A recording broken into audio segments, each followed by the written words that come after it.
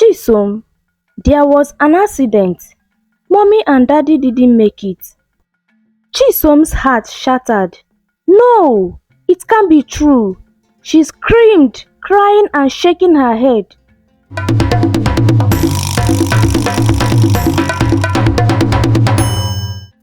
Chisom was a very beautiful 11-year-old girl.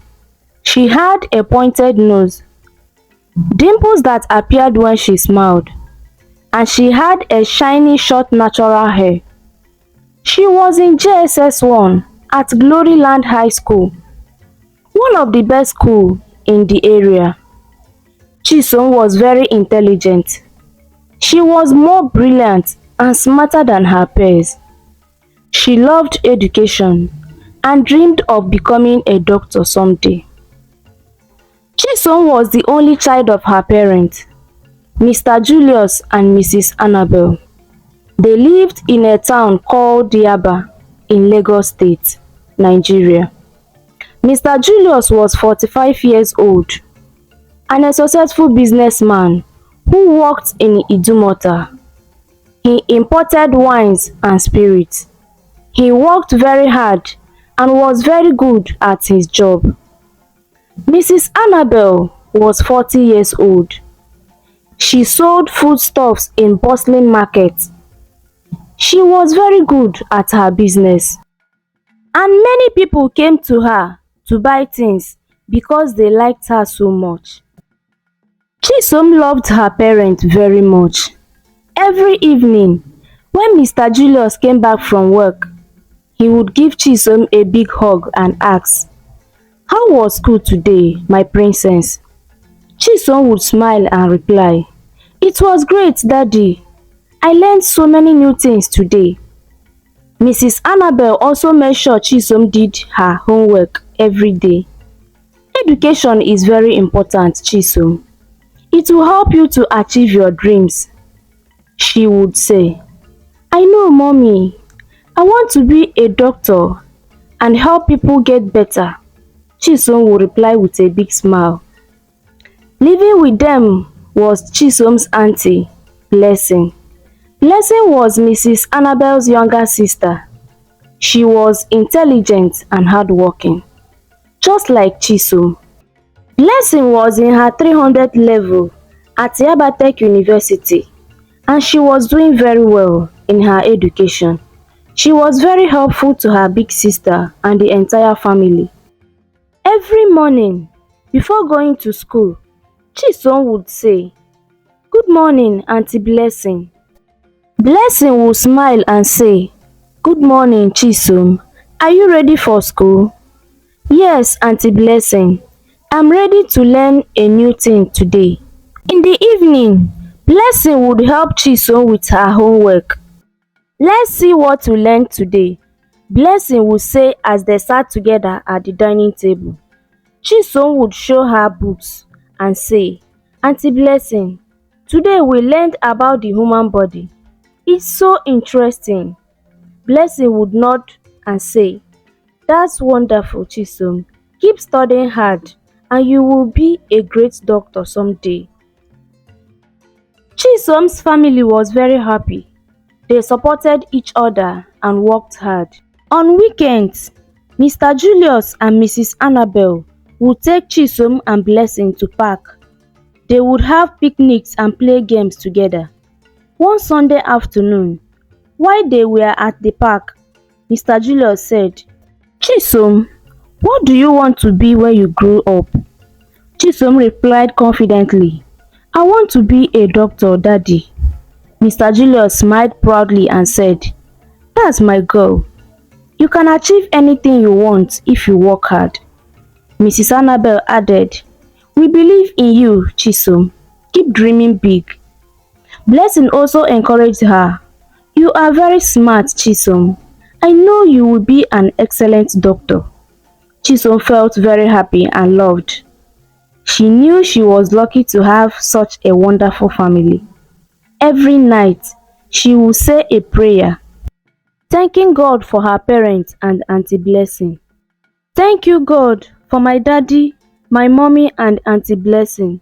Please help me become a doctor so I can make them proud. She would pray before going to bed. Chisom's life in Yaba was filled with love, happiness and dream of bright future. She was determined to work hard and make her family proud. And with the support of her parents and Auntie Blessing, she knew she would achieve anything she set her eyes to. Life in Yaba was wonderful for Chisom and her family until one day, everything changed. Mr. Julius and Mrs. Annabel had to travel to Asaba for a wedding of their beloved friend. Chisom was very excited to hear about wedding when they returned. She loved hearing stories about beautiful dresses and delicious cakes. Don't worry, Chisom, we will still tell you about the wedding when we come back, Mrs. Annabel said, hugging her daughter tightly. Okay, mommy, have a safe trip, Chisom replied, waving goodbye to her mommy and her daddy. Blessing stayed with Chisom while their parents were away. They had fun together, watching movies and cooking delicious meals. But on the day Mr. Julius and Mrs. Annabel were supposed to come back, something terrible happened. That evening, Chisom and Blessing were waiting eagerly. Suddenly, a phone rang. Blessing answered, and her face turned pale. She slowly put down the phone and turned to Chisom, tears streaming down her face. Auntie Blessing, what's wrong? Chisom asked, feeling scared. Blessing knelt down and hugged Chisom tightly. Chisom, there was an accident. Mommy and Daddy didn't make it. Chisom's heart shattered. No, it can't be true. She screamed, crying and shaking her head. I want my mommy and my daddy back. Blessing cried too, holding Chisom close. I know, Chisom. I wish it was just a dream. Days after, but Chisom couldn't believe her parents were gone. She was still in shock and didn't know how to live without them. Blessing tried to comfort her. Chisom, we will get through this together. Everything will be fine again. Blessing said, even though she was also heartbroken. Their family members came to help them. Together, they traveled back to their village for the funeral. The ceremony was sad and filled with tears. Chisom felt like her world was ending. After the funeral, they returned to the city, hoping to find comfort in their home. But when they arrived, they found the gate locked. They didn't have a key to enter. Blessing tried opening the gate, but it was not opening. She called one of Chisom's uncle to ask what was happening. Uncle, why is our house locked? We can't get in, Blessing said, her voice trembling. Her uncle replied coldly, the family has taken everything. Julius didn't have a son to inherit his properties. Blessing felt a pang of anger and sadness. How could they do this to us? We have nowhere to go. She turned to Chisom, who was crying again. Why are they so mean, Auntie Blessing? Why did they take our home?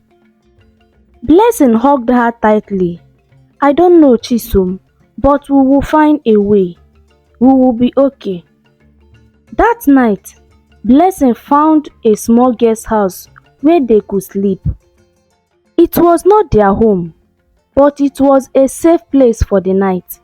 She lay beside Chisom, holding her hand. Tomorrow, we will find a way, Chisom. We will be strong, just like Mommy and Daddy would want us to be, Blessing whispered. Chisom nodded, wiping her tears.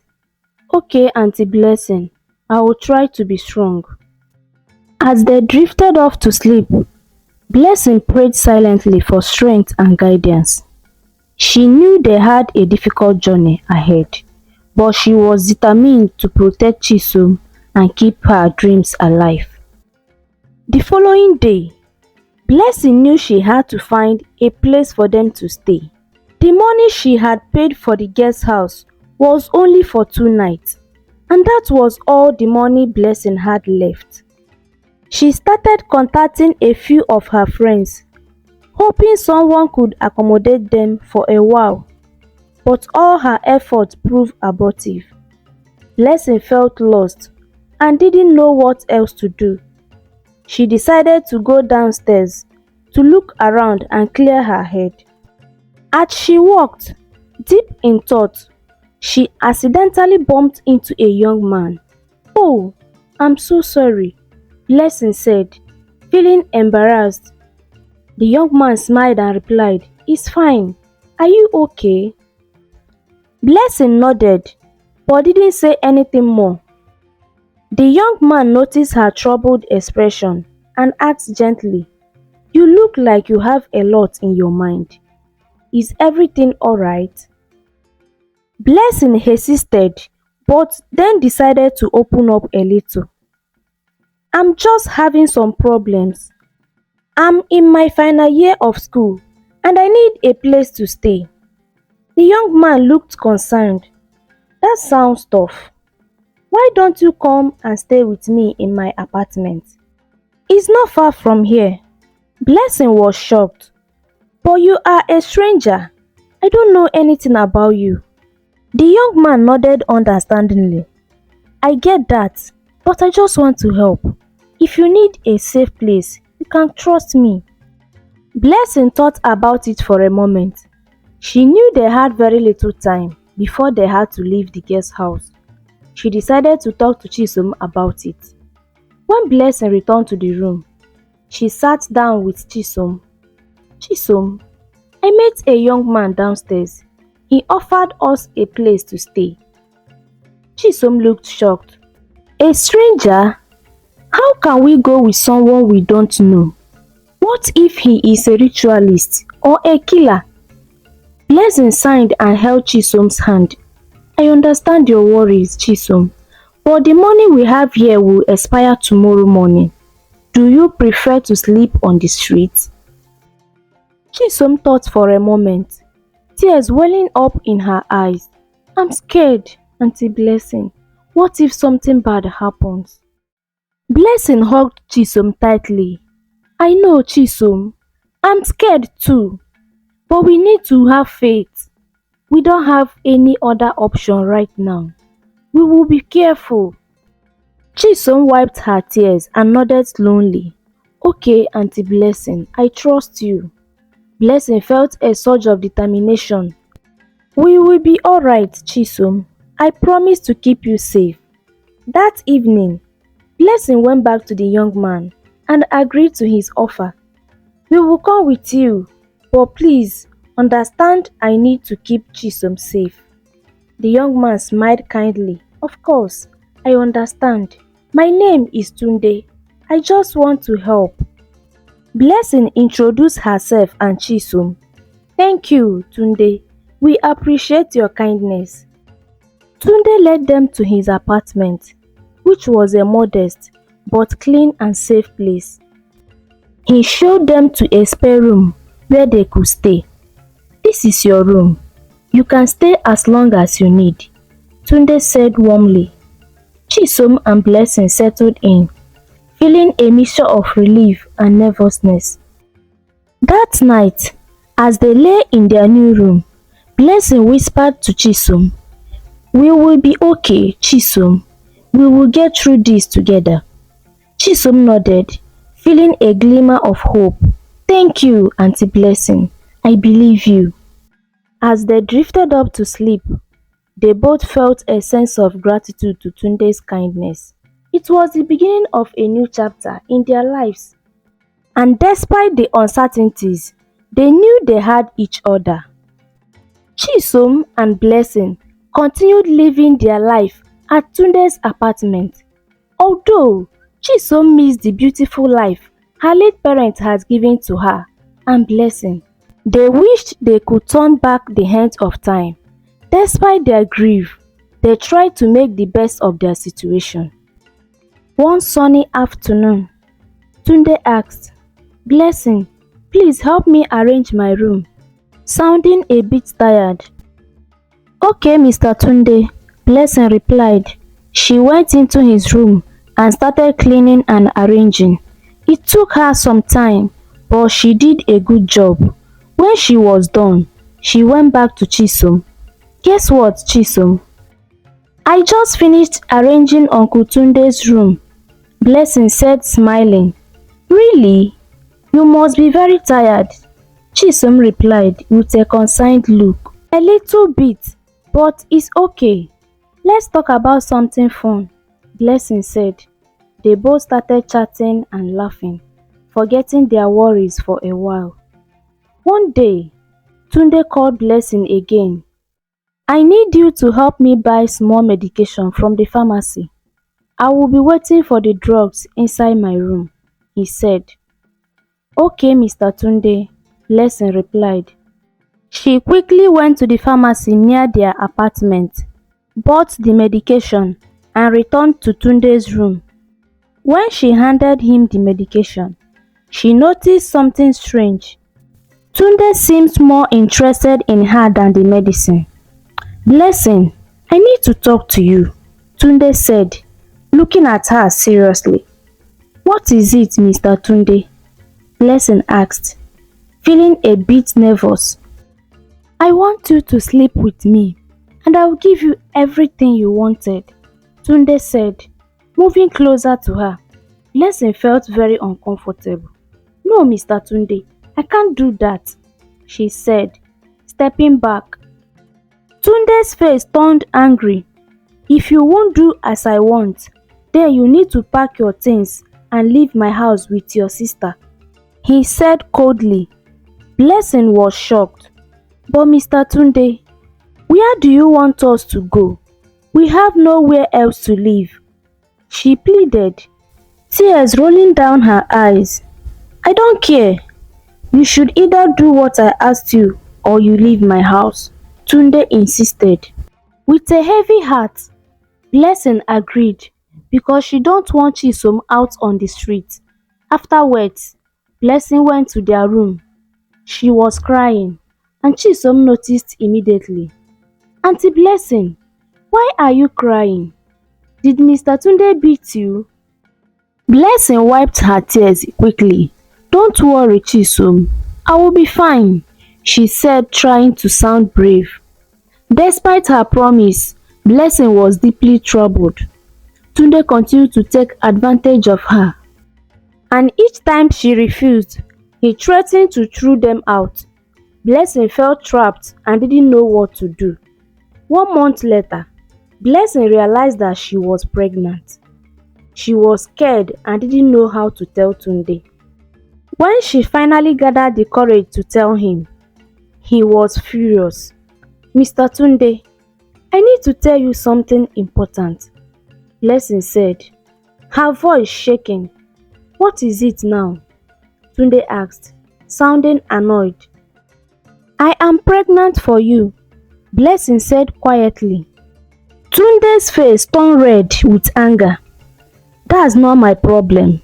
You need to leave my house now, he shouted. Please, Mr. Tunde, we have nowhere to go. You are responsible for my pregnancy, Blessing begged. I don't care. Leave now, Tunde yelled at her. With no other option, Blessing packed their bags and prepared to leave. She tried to be strong for Chisom, but she was scared and didn't know what the future held for them. As they left Tunde's apartment, Blessing held Chisom's hand tightly. We will be okay, Chisom. I promise, she said, though she wasn't sure how they would manage. They walked down the street, hoping to find a safe place to stay. Blessing knew she had to be strong for Chisom no matter what happened next. Blessing and Chisom were not lucky enough to find a helper. As the evening grew darker, Blessing looked at Chisom and said, We will manage to sleep in this uncompleted building we saw around. Tomorrow, we'll continue. But let's be hopeful that God will send a helper to us. They found a corner in the uncompleted building and laid down their few bags. After a moment, Chisom asked, "Auntie Blessing, why did Mr. Tunde throw us from his house? He got me pregnant, and when I told him about it, he asked us to leave." Blessing sighed deeply. "Mr. Tunde is not a good man, Chisom. He did a very bad thing, but God will pay him back." Chisom then asked again, "How about your family? Don't you have any siblings?" Blessing took a deep breath and said, "Your late mother and I were the only child of our late parents. We don't have any other family." Chisom held her tightly as tears streamed down her eyes. Blessing hugged her back and said, "Stop crying, my dear. Everything will be fine. Just be hopeful and positive.